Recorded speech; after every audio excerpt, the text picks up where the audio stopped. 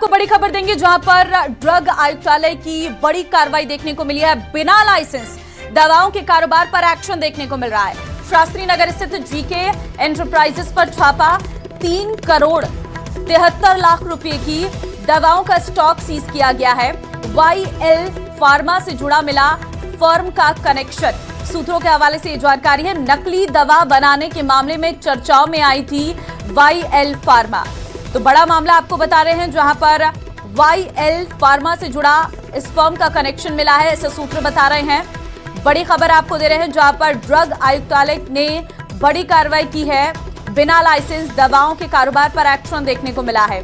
शास्त्री नगर स्थित GK enterprises पर छापा, 3 करोड़ 73 लाख रुपए की दवाओं का स्टॉक यहां पर सीज किया गया है। वाईएल फार्मा से जुड़ा मिला फर्म का कनेक्शन। रोशन संवाददाता इस वक्त हमारे साथ फोन लाइन पर है। रोशन, ड्रग आयुक्तालय की बड़ी कार्रवाई देखने को मिली है, क्या है पूरा मामला?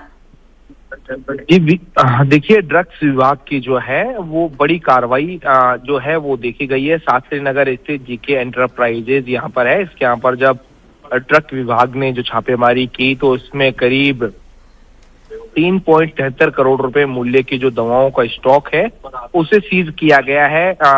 जो चिकित्सा विभाग के सूत्र है उनका ये कहना है कि जो नकली दवा बनाने के मामले में ये जो है ये छापेमारी की गई है। वाईएल फार्मा से जुड़ा हुआ ये जो पूरा जो है मामला है। अभी जो ड्रग विभाग की जो टीम है वो इस पूरी नकली दवाओं की जो खेप है इसे सीज कर दिया गया है। और इसके बाद में जो है वो सैंपल जुटाकर जो है वो जांच के लिए जो भेजे गए हैं। तो कहा जा सकता है कि जो नकली दवाओं के जिस तरीके की जो है लगातार जो शिकायतें आ रही थी, जो पैरामीटर्स के ऊपर जो दवाएं खरा नहीं उतर रही थी, उनके विरुद्ध एक जो बड़ी जो है वो कार्रवाई जो है वो की गई है आज। ठीक है, बहुत धन्यवाद रोशन आपका तमाम जानकारी देने के लिए। तो बड़ी कार्रवाई यहाँ पर देखने को मिली है जहां पर जो वाईएल फार्मा से जुड़ा ये फर्म का कनेक्शन मिला है।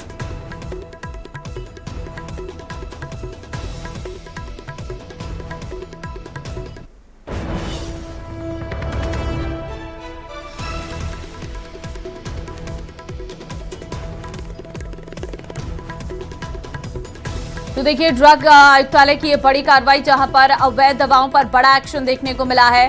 फर्म के पार्टनरशिप संविधान में बताया जा रहा है कि चर्चाओं में जब आया था, नकली दवा बनाने पर चर्चाओं में आई थी ये वाईएल फार्मा। बिना लाइसेंस के ये पूरा कारोबार चल रहा था जो पूरी तरह से अवैध माना जा रहा है।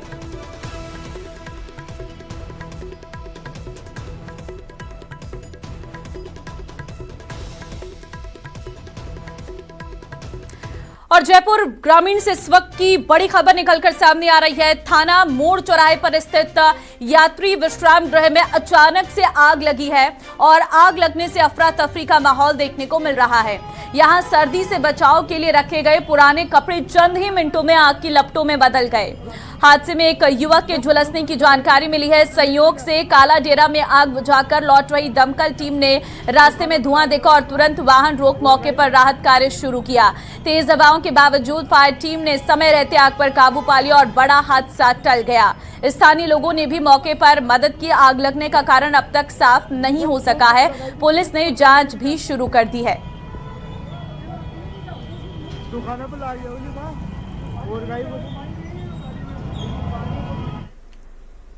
नशे को ना कहें, क्योंकि ड्रग्स नरक तक पहुंचने का सबसे आसान द्वार है। इसी उद्देश्य को लेकर झालावाड़ पुलिस के द्वारा चलाए जा रहे ऑपरेशन दिव्य प्रहार के तहत नशे के सौदागरों के खिलाफ बड़ी कार्रवाई की गई है।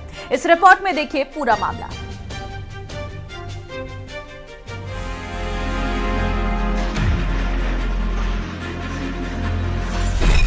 नशे पर ताबड़तोड़ प्रहार, झालावाड़ में बुलडोजर वार, पुलिस की सर्जिकल स्ट्राइक, खेप जब्त, संपत्तियां ध्वस्त।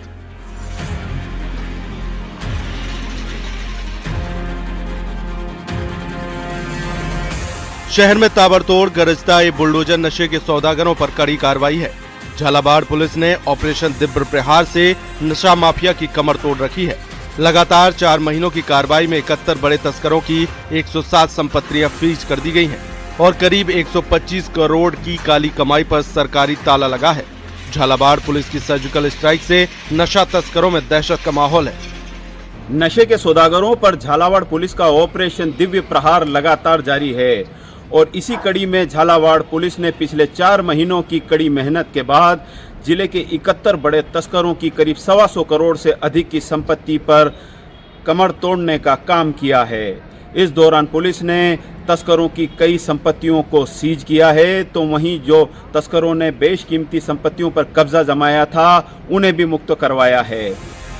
झालावाड़ के मिनी सचिवालय में आयोजित पीसी में एसपी अमित बुरानिया ने बताया कि जिले भर में नशा माफिया की 107 संपत्तियां स्थायी रूप से फ्रीज की गई हैं और ये कार्रवाई जिले में नशा तस्करों पर अब तक की सबसे बड़ी आर्थिक सर्जिकल स्ट्राइक मानी जा रही है। हम पिछले कई सालों में ये देख रहे थे कि जितने भी झालावाड़ के तस्कर हैं उनका एक डाटाबेस इकट्ठा किया गया और उस डाटाबेस में समस्त एसएचओ जो है उन्होंने एक कार्य शुरू किया कि उनके यहाँ जितने भी बड़े तस्कर हैं जिन्होंने तस्करी से अवैध संपत्तियों का सर्जन किया, न केवल खुद के नाम पे बल्कि अपने एसोसिएट्स या ऐसे लोगों के नाम जो कहीं ना कहीं उनके साथ अवैध संपत्तियों को छिपाने में मदद कर रहे थे। इस डाटाबेस के बाद में 71 ऐसी लोगों की पहचान हुई जिसमें 16 तस्कर हैं और बाकी जो 55 हैं वो उनके सहयोगी या अवैध संपत्ति धारक हैं। इन 71 लोगों की 107 ऐसी संपत्तियों का चिन्हीकरण हुआ जिनका बाजार मूल्य इन प्रॉपर्टी का लगभग 125 करोड़ के आसपास है। एसपी ने बताया कि पुलिस की एमओबी टीम ने लगातार 4 महीने तक तस्करों का डेटाबेस तैयार किया और फिर तस्करों की अवैध कमाई से अर्जित संपत्तियों की पहचान की गई। इनमें 4 महीनों में 78 मुकदमे दर्ज हुए और 188 आरोपी गिरफ्तार किए गए। वहीं कार्रवाई के दौरान पुलिस टीम ने 3 किलो 418 ग्राम अफीम, 4 किलो 783 ग्राम गांजा, 131 किलो 383 ग्राम डोडा चूरा, 484 ग्राम डोडा चूरा, 482 ग्राम चरस, 62.21 ग्राम MDMA बरामद किया। इसके अलावा 29 मकान, 2 दुकानें, 1 प्लाट, पेट्रोल पंप, 16 बाइक, 10 कारें, ट्रक, कंटेनर जब्त हुए। इनकी अनुमानित कीमत करीब 4 करोड़ रुपए आकी गई है। ये राजस्व वन विभाग की टीम ने पिछले कई समय से जो अतिक्रमण विरोधी कार्रवाइयाँ चल रही थी उसमें कई तस्कर भी इस जद में आए और उनकी भी लगभग 50 करोड़ मूल्य की अलग अलग 7-8 घर ऐसे थे जो अवैध संपत्तियों पे बनाए हुए थे। कई बीघा जमीन थी जो इस तरह कब्जे की हुई थी, वो उनकी टीम ने हटाई और पुलिस इसमें इमदाद के तौर पर उपस्थित रही। लगातार ऑपरेशन दिव्य प्रहार आरंभ जारी रहेगा। जैसा कि हमने आपको बताया कि जब तक ये तस्करी करते रहेंगे हम लोग इनके और इनके सहयोगियों का चिन्हीकरण करते रहेंगे। झालावाड़ पुलिस की इस कार्रवाई ने साबित कर दिया है कि नशे के कारोबार को जड़ से खत्म करने के लिए प्रशासन पूरी तरह सख्त है। अब लगातार पुलिस का यह ऑपरेशन दिव्य प्रहार जारी रहेगा जिसमें तस्करों की आर्थिक रूप से कमर तोड़ने का भी काम किया जाएगा। तो वहीं जिले में पिट एनडीपीएस की भी दुर्लभ कार्रवाई अमल में लाई गई है जिसमें तस्करों के खिलाफ बड़ी कार्रवाई करते हुए उन्हें हाई सिक्योरिटी जेल भी भेजा गया है। अब एसपी अमित कुमार के निर्देशन में ऑपरेशन दिव्य प्रहार के तहत लगातार तस्करों पर नजर रखी जा रही है और मध्य प्रदेश के रास्ते झालावाड़ से होकर राजस्थान में नशे की खेप पहुंचाने वाले तस्करों की कमर तोड़ने का काम किया जा रहा है। तरुण शर्मा, न्यूज़ 8। तो वहीं कोटपुतली बहरोड के बांसूर में हरसौरा बाईपास के पास खड़ी जेसीबी मशीन पर हमले का मामला सामने आया है। उधारी के पैसों के विवाद ने इतना गंभीर रूप ले लिया कि आधा दर्जन से अधिक लोग मौके पर पहुंचे और खड़ी जेसीबी में जमकर तोड़फोड़ कर दी। ये पूरी वारदात पास लगे सीसीटीवी कैमरे में कैद हो गई है। जेसीबी मालिक विजय चौधरी के मुताबिक सुरेश सिंह ने उधार दिए पैसों की मांग करने पर विवाद बढ़ा, जिसके बाद सुरेश सिंह के बेटे जीतू सिंह अपने साथियों के साथ हथियारों और पत्थरों से जेसीबी में तोड़फोड़ कर दी।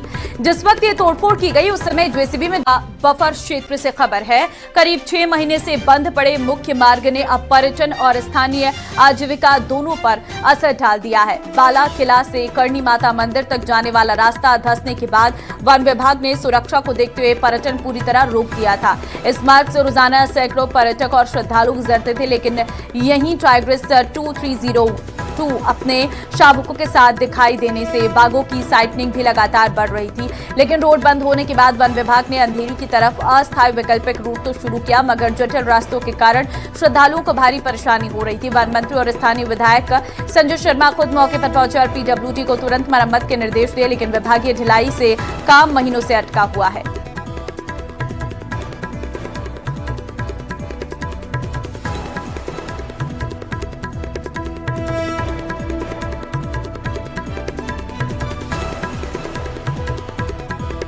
अलवर के सबसे बड़े राजीव गांधी सामान्य अस्पताल में इन दिनों इलाज से अधिक बंदरों का आतंक सुर्खियों में है। भरतपुर, यूपी, हरियाणा और मेवात तक से आने वाले हजारों मरीजों के लिए यह अस्पताल जीवन रेखा माना जाता है, लेकिन यहां बिजली के तारों पर झूलते बंदर अब बड़ा खतरा बन चुके हैं। अस्पताल परिसर में बंदरों का जमघट दिन भर बना रहता है। कभी ये बिजली की लाइन पर लटकते दिखते हैं तो कभी मरीजों और परिजनों का खाना पीना छीन बैठे नजर आते हैं। बिजली के तार कभी भी टूट सकते हैं, फॉल्ट हो सकता है और बड़ा हादसा होने की आशंका लगातार बनी हुई है। इसके बावजूद अस्पताल प्रशासन अब तक बंदरों को पकड़ने या उन्हें नियंत्रित करने के लिए कोई ठोस कदम नहीं उठा सका है। आखिर प्रशासन कब जागेगा और मरीजों की सुरक्षा के लिए प्रभावी कदम कब तक उठाए जाएंगे?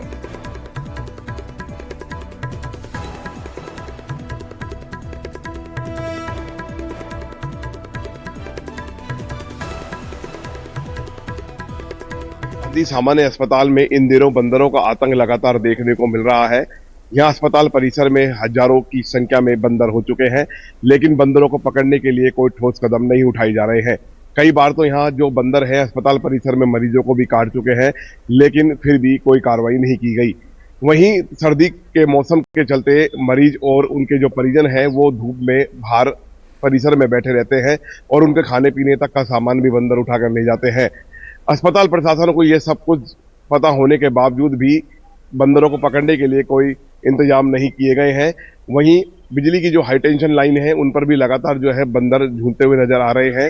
साथ ही यहाँ पर कभी भी कोई बड़ा हादसा हो सकता है, लेकिन अभी जो अस्पताल प्रशासन है वो यहाँ पर हादसे का जो है इंतजार करता हुआ नजर आ रहा है, क्योंकि बंदरों को पकड़ने के लिए कोई ठोस कदम नहीं है और लगातार जो बंदर है, बंदरों का आतंक लगातार है फैलता जा रहा है और हजारों की संख्या में यह बंदर हो चुके हैं और अस्पताल परिसर में चारों तरफ बंदर ही बंदर दिखाई दे रहे हैं। नितिन शर्मा, न्यूज 18 अलवर। प्रदेश के कई जिलों में ठंड का सितम जारी है। सर्दी के चलते बड़ी ठिठुरन अलाव का सहारा ले रहे लोग। कोटा का न्यूनतम तापमान 11 डिग्री सेल्सियस पहुंच चुका है, तो वहीं बारा में न्यूनतम पारा पहुंचा है 8 डिग्री सेल्सियस। देखिए, मौसम जो है वो लगातार बदल रहा है। ऐसे में ठंड का जो आगाज हुआ है उसने कहीं ना कहीं रफ्तार को धीमा कर दिया है। देखिए, अभी तो शुरुआत है, अभी और इसी तरह से मौसम में गिरावट देखने को मिल सकती है। तापमान में गिरावट जिसकी वजह से ठंडक महसूस हो रही है। लोग अलाव का सहारा ले रहे हैं और सुबह के समय घने कोहरे की चादर नजर आ रही है सड़कों पर, जिससे वाहन चालकों को भी काफी दिक्कतें हो रही हैं। सुबह के वक्त भी हेडलाइट जलाकर आवागमन करना जरूरी हो रहा है। बारा में भी लगातार ठंड का असर देखने को मिल रहा है। बीते 2 दिन में करीब 2 डिग्री तक पारा लुढ़क चुका है, लिहाजा न्यूनतम पारा 8 डिग्री सेल्सियस तक पहुंच चुका है। अधिकतम तापमान 23 डिग्री सेल्सियस पर बना हुआ है। ऐसे में लोग ठंड से बचने के लिए अलाव का सहारा ले रहे हैं।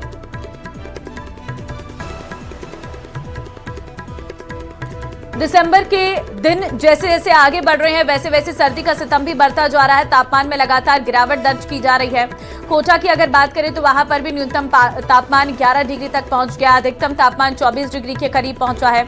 सुबह लोगों की दिनचर्या में भी परिवर्तन देखने को मिल रहा। कोटा के सिटी हाट किशोर सागर तालाब से हमारे संवाददाता की रिपोर्ट देखिए।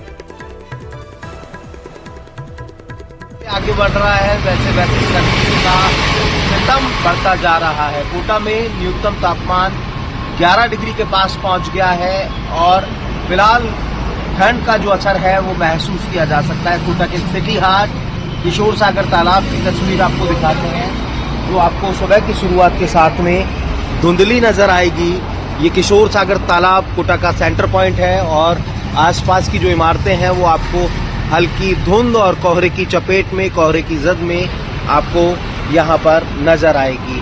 लोगों की दिनचर्या पर भी सर्दी का जो असर है वो सीधे तौर पर बढ़ता हुआ नजर आ रहा है।